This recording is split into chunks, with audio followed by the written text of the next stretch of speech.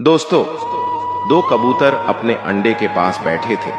तभी वहां पर एक शिकारी आ जाता है। शिकारियों को देखकर दोनों कबूतर डर जाते हैं। फिर शिकारी दोनों कबूतरों को गोली मार देता है। दोनों कबूतर वहीं गिर जाते हैं और दर्द से तड़पने लगते हैं और कुछ देर बाद मर जाते हैं। फिर शिकारी अंडे को वहीं छोड़ देते हैं और कबूतरों को लेकर चले जाते हैं। लेकिन एक बतख ये सब पेड़ के पीछे से छिपकर देख रही थी।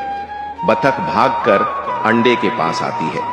फिर बतख अपने हाथों से अंडे को घोंसले के साथ उठा लेती है और अपने साथ लेकर तालाब के किनारे चली जाती है और बतख अंडे का अच्छे से ख्याल रखने लगती है। फिर एक दिन अंडे में हलचल होती है। बतख बहुत खुश थी और फिर अंडे से एक छोटा सा कबूतर का बच्चा निकलता है। बतख बच्चे का अच्छे से ख्याल रखना शुरू कर देती है, लेकिन बच्चा फिर भी बहुत दुखी होकर रोने लगता है क्योंकि इसके अब माँ बाप नहीं है और इसे कोई लाइक और सब्सक्राइब भी नहीं करता।